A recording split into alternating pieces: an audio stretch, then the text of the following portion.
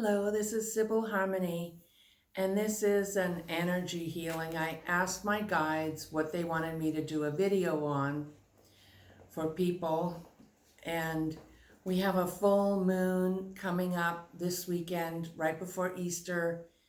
Easter is an amazing time for healing, for new beginnings, for the energy of spring. I work with Yeshua, which is the Aramaic name for Jesus, who is in my book, White Rainbows. I went up on the hill here near where I live in Northern California, and a spirit appeared to me, and I've heard many people have Jesus appear to them. I called it Melchizedek, the spirit that I saw, because that was an earlier incarnation of Jesus. Incarnation was taken out of the Bible. Most religions, Buddhism, Hinduism, do believe in incarnation, reincarnation, and Christians and Catholics believe the soul lives in heaven, which is fine because there is another side. So our soul is forever, our energy is forever. And so when we want to make changes, let go of things, feel better, heal, and this is not instead of medical care from your doctor or your therapist care, but if you want to make a change and you want to heal physical, emotional, go to where the power is, the vibration, the energy, spirit. So this is ancient knowledge. They knew in ancient Egypt, shamans, medicine healers, medicine women. And now is done mostly like in Reiki or what do you call it? Energy workers do it now. So that's kind of what I do. And there's also traditional faith healing, which is, when they go in the church, the spirit is healed. So a lot of that is not true. Sorry to say, in a church, you are healed. But sometimes it can be. I've seen it, and it's happened to me. There are places in the world where I've been and studied with faith healers and shamans where I've seen things that I didn't think could happen. So all that's required is not any specific religious belief, but a belief that in something, in energy. And I believe this is ancient knowledge, because we lost our 12-strand DNA, which helped us to see, feel, know, and hear energy and spirit and truth. And we've been kind of deluded in a, misinformation war about who we are and what we can have and what we can create. Okay, so to get back to energy and what a healing, instead of going on a big long talk about ideas and beliefs, which is actually the energy that we're leaving, the era of ideas and beliefs, and we're coming into a more compassionate, more earth-based, living in harmony with the earth, more inclusive, all races, empowerment of people, empowerment of women.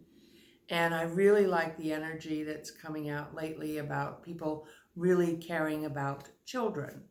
It used to be in jolly old England, the rule of thumb was the stick that you beat your wife and children with can't be any bigger than the size of your thumb, because they didn't want you really injuring or killing people. So they made the rule of thumb. So now that this is a more awake, more aware, more conscious, more evolved, whatever, where I don't want to use any, woke words that are, but it's about us growing and evolving and becoming more civilized, or using our higher mind, or connecting with vibration, and not plugging into the mass grid of unconsciousness and fear. And people talk about they want to be free, it's a free country. Yes, let's be free of programming. I have family that's Trump supporters that voted for Trump, And I understand they're not bad people. They just believed all the lies. They were conned because he said, he was going to help people. And then you have the Democrats come in and all the big corporations and the COVID and everything's against them. So they're like, oh, the Democrat elites, and then, a lot of people just get disenfranchised. They just don't believe in anything. They don't know what to believe. And so there's a lot of disinformation, but we are going in a good direction. And what you can do is kind of unplug from that of being, a divided nation or a divided world. And as you tune into yourself and heal yourself, get out of the energy of survival. I'm not saying that all that stuff isn't affecting us, and I'll do another video after this one about the price of gas or food or something. But it's helpful to understand that we are vibrating in energy and that we can affect change in our world and heal ourselves in this very tumultuous, exciting time. And, I wasn't going to talk about politics, and I do some of in my other videos, not really this one, but because I realized that Notre Dame and Edgar Cayce, which were very famous, and even the Native American teachings talked about times of our world changing. And if we're not talking about that, we're just pretending that, you can just plug into love and light and vibration and everything's fine, then we're not really being in reality. We need to understand, or I believe, understanding that we are physical beings. We live we are spirit in a physical body. So we need to act as if the physical world is real. But it's not really. We need to act that way and proceed that way, but also understand that we are energy, we are spirit in vibration, and that we can affect change in our world, which starts within ourselves.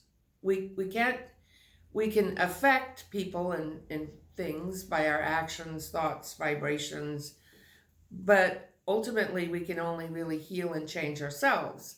And when we put our attention on ourselves, we can be empowered, which is what this full moon is about. And how do you deal with power or authority or value? How do you value yourself?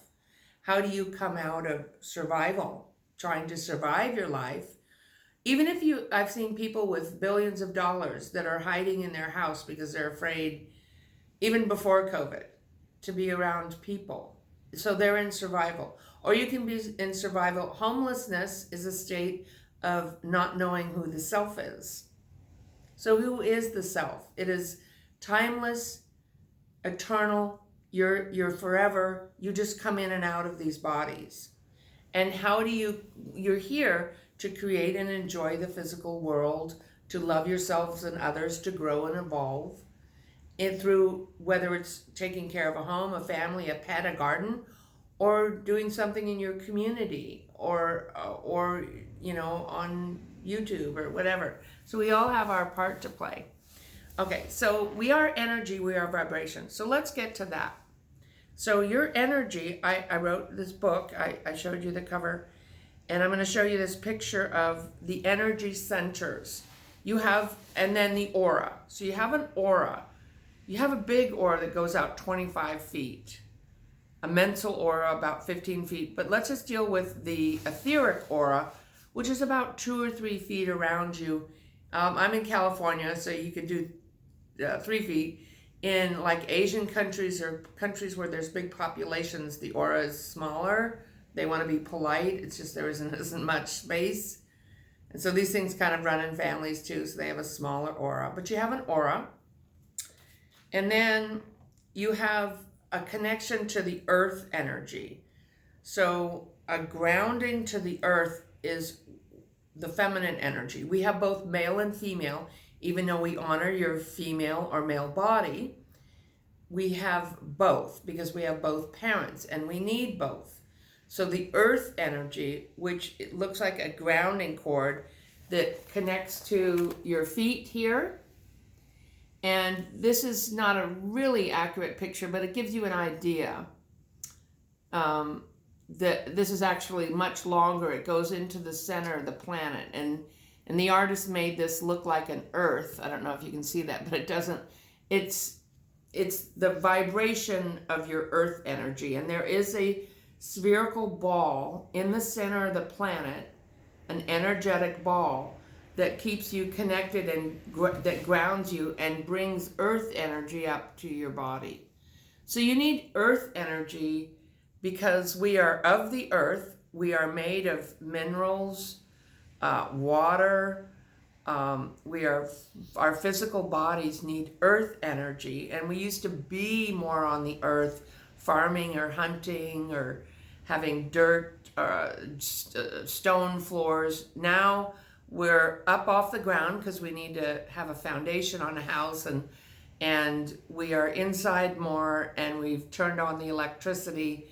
And all these things kind of disrupt the earth feminine vibration, but our body needs earth energy, so you can still run the earth energy and connect through a cord. Now you can also, this is called grounding. You can also take off your shoes and go stand in the dirt or the sand. That's grounding. You can also breathe and feel safe, or be present, like touch, like here you are, body, I love, like recognize your energy in a body. And you might not have ever done that because they teach you how to read and write, but they don't teach you about who you are. So when you say hello to energy and your body starts to feel a measure of safety, that's grounding you as well. So your breath, feeling safe, standing on the earth, being around trees, or visualizing this grounding cord, which is part of your spiritual anatomy, okay? That's the feminine energy. And when people get disconnected from the feminine, they might be angry at women. They might, if you're a woman, you might be angry at yourself or other women, okay? So it's the receptive energy. It's the energy that allows you to receive. Our body is our biggest divination tool, to feel, to be intuitive, to be psychic, to be creative, to be soft, to be in our feelings, to be in our mothering energy. That's the earth energy, and it heals the physical body. Then we have the cosmic vibration. So you have these chakras, which are energy centers that I'll go through, but then you have the cosmic vibration, which actually comes from further away on the other side, which I didn't have a picture of. But you have these higher self chakras above the physical body. And what is a chakra? So you have you have hundreds of smaller chakras, but you have 7 major chakras in the body along the spine, from the tailbone to the top of your head. Starting at the bottom with the first chakra, which is typically red. Mine is green. I don't know. I just don't vibrate well in red. So some people think it's a ball of light, but it's actually a cylinder with a cone. And so I'll show you another picture of what a chakra looks like in the body. And this is a picture that I got actually from Hands of Light with Barbara Brennan in her book. Mine is different, but it's a very accurate picture. So you can see the first chakra here is a cone, a cylinder with a cone facing the earth. And then the second chakra is a cone in the front and a cone in the back, and they're connected to this grounding and cosmic channel where the earth and the cosmic energy run through. Here's your third chakra, the fourth chakra, the fifth, and the seventh is facing the heavens, where the first is facing the earth. So these are centers of consciousness. They are vibrating and governing organs in your body. So your first chakra, and this is all in my book if you want to buy my book, or you can look it up online. A lot of people have things about chakras. But basically, your first chakra is about feeling safe and grounded It's about whether you're in survival or not, whether you have enough, your home, family, community, and it governs your large intestines, your bones, your blood, your adrenals. Okay? The second chakra, which is typically orange, is right below your belly button, and it governs your emotions, your inner child, your creativity, romance. So the first chakra would be about just the physical act of having, how do you say it on hair? Okay. The physical act of being intimate, but it's not really intimate. It's more like just the act where there's no emotion connected. The second chakra would be romantic, where you're connected to the person in a romantic and emotional way. Okay? That I'm trying to describe this the best way. So the first chakra can hold abuse. If you've had a life-threatening illness, accidents, trauma, any kind of abuse, especially sexual abuse, that will be in the first chakra, will be broken. And so you're not quite grounded. You're affected until you heal that chakra. You can talk about it all you want in therapy, which is very needed and helpful, but you really need to heal. I would suggest healing that chakra and getting rid of because lower energies attached to any kind of abuse or fear. Yes, there are gods, there's angels, there's goddess, there's divinities in every religion. They believe in them. And you might say, I don't believe in any of that, but you can still believe in energy. You get energetically attached to, and if you've been in a war, you got energy in your first chakra because it's about life or death. When we leave our physical body, the first chakra we come out of is the first chakra, and that's how I can tell that somebody is starting to leave this earth plane because they're coming out of so when your energy leaves your body, you'll be dead. And then you'll be somewhere else. So that's the first chakra. The second chakra is about creativity, emotion.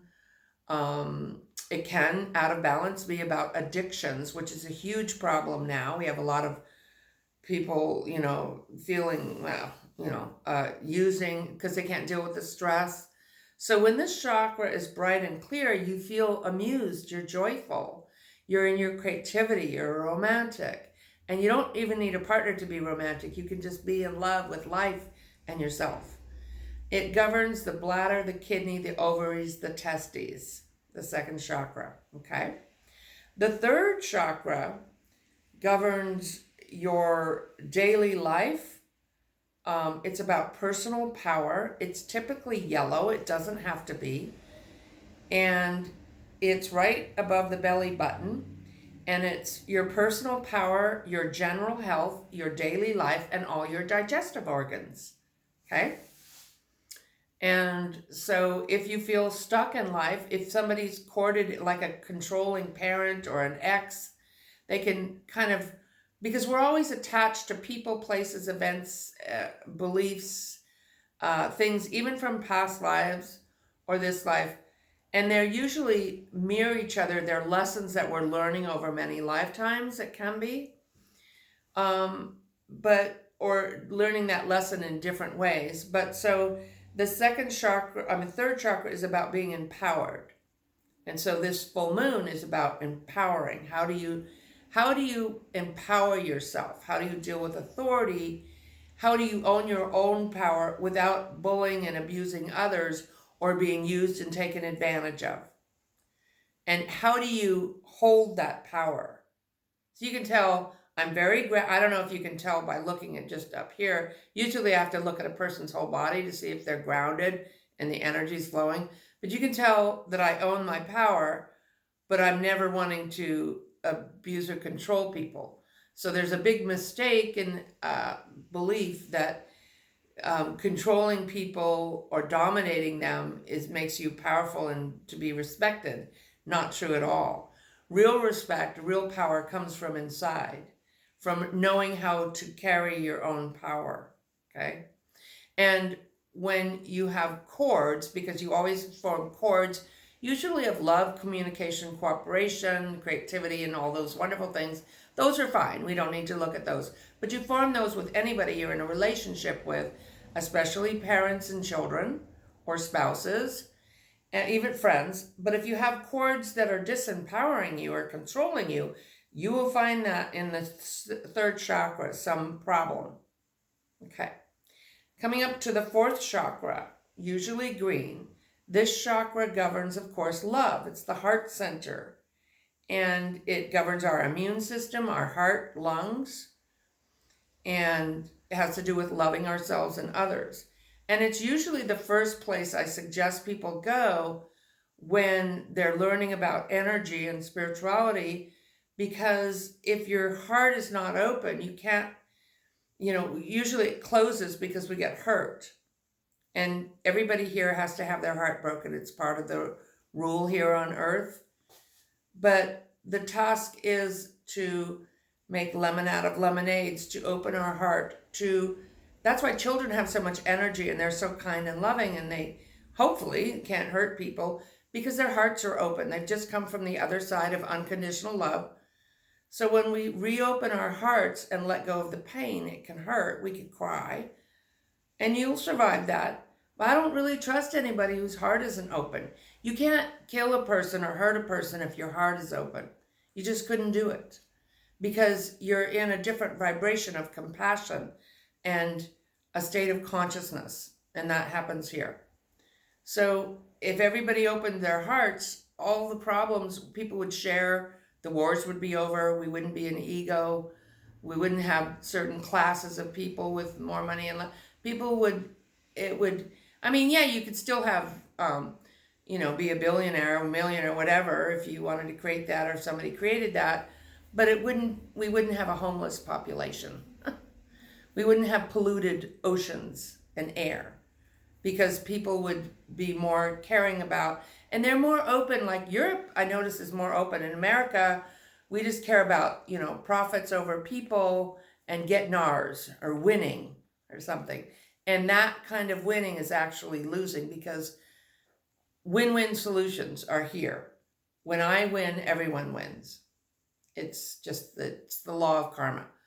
Okay, then we have the fifth chakra in the throat, which is communication, judgment, and also sinus, thyroid.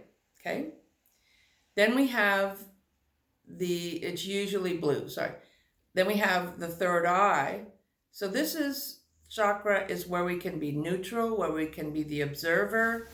I'm sorry, I have this wonderful Egyptian piece on, and it's very highly spiritual, but I just cleaned it with silver cleaner, and I'm noticing it's affecting me, so I'm gonna actually take it off right in the middle of the video because I don't like toxic chemicals. I love that piece. Isn't it beautiful? It's an amazing piece. This is like my connection to Egypt piece. It's labradorite, silver, and a garnet. And it has, like, I'll put it on a table and it'll disappear. It goes in other dimensions. So stuff like that just happens to me. And then it comes back. So you'll leave the room, it'll be gone, and then you'll come back a couple days later and it'll be there. So it's quite an amazing piece. And I had it cleansed with silver cleaner, but I can't wear it right now. So, sorry, it's gotta go. All right. I was looking for, here's my essential oil. So I use lemongrass. I use frankincense, sandalwood. I love lavender. Okay, lemongrass. To open the spiritual senses, to heal the thyroid, to heal ligaments. I love lemongrass. Not instead of medical care, of course, just for entertainment only purposes. Okay, back to what I was saying. Sorry, I just had to do that because, wow, that was a strong silver cleaning chemical. Okay, third eye. This is usually lavender, a lavender color, and it's the place of the observer, where you see in dreams, where you visualize, or where you have clairvoyant vision, which I have. All these chakras are connected to, and I should do another video about that, about hearing, spirit, the lower chakras, feeling energy, and then the seventh chakra, knowing, divine knowledge, downloads of knowing things psychically. Okay, so that's also included, but I haven't included it so much in this. So the third chakra is the place of the observer, being able to visualize, and it's also the place that governs the hypothalamus, the pituitary, the pineal gland, which are all your hormone factories. The pineal gland is a little pine-shaped cone in the center of your head that many people feel is the center of spirituality, because it's the higher mind, the mind of wisdom, where the heart chakra is the opening of the heart and compassion. This is the place of neutrality and the observer, and where you can learn to respond to life rather than be in reaction, where when this gland is operating properly, our hormones are in balance. The pineal gland being the creator of hormones, the hypothalamus being the hormone factory, and the pituitary.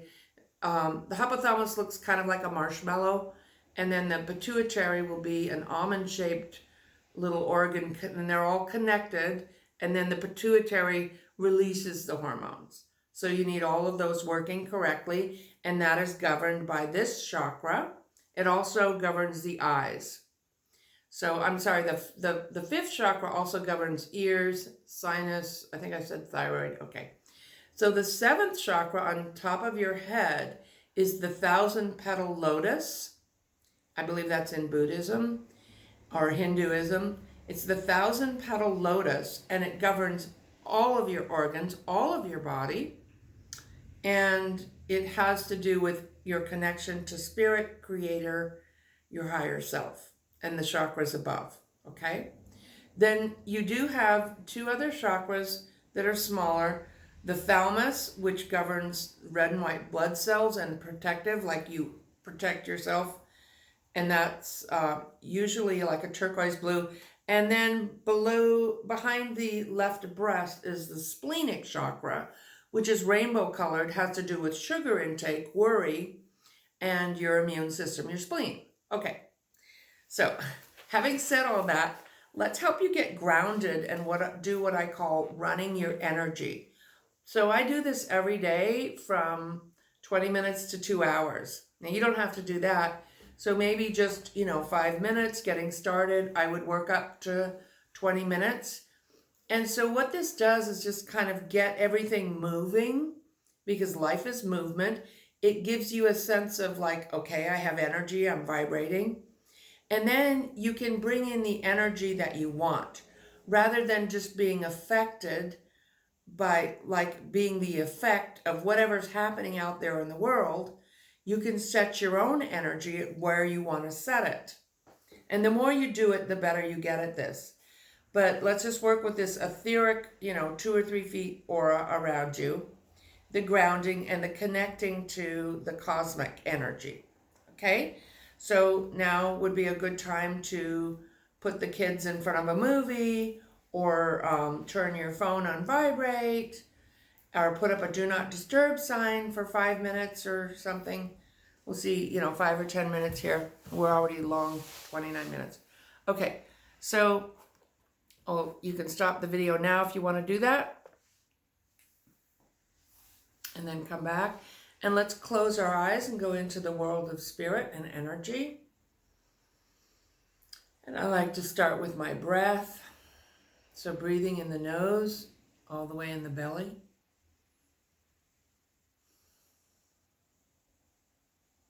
And you can call in, I like to call in Archangel Michael, your guides, your higher self, creator, and ask for a healing with your thoughts.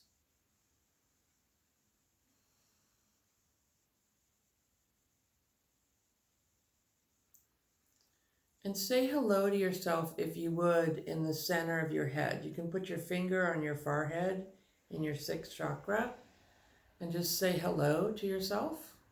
And then you might start to feel like kind of lightheaded, or like it's maybe new or different to come into the center of your head and to recognize your energy. It might feel really good and relaxing. It does, as you say hello and then go down the central channel all the way down to your tailbone and say hello to the center of the planet and your grounding cord. And just breathe.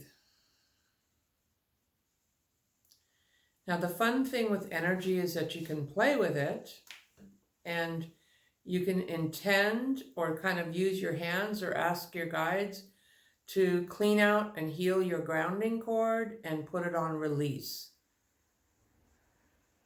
So you're letting go of what isn't serving you.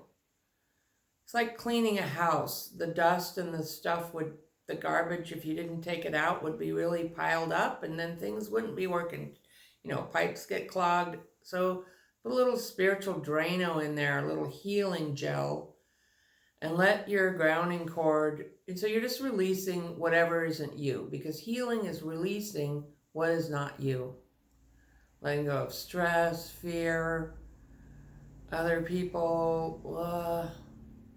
Not that anything is wrong with other people. Well, it could be, but it isn't your energy. So just let it go. Whatever is yours will come back to you. But we want motion, just like you daily go to the restroom. We want to daily clean this out. And breathe. I like to let go on the outside of the grounding cord. Just let it slide down, let it go. And that might start to feel relaxing. Feels good to be grounded. And then let that earth energy come up from the center of the planet, healing your body through your tailbone and your feet. And you can breathe up that energy, recharging you. Recharge your batteries. There you go. Good job. Breathe it up. You might feel vibrating or colors. That's good. You might see it. Everyone can feel it. Just let that energy, and let it come all the way up your legs and feet and legs, and up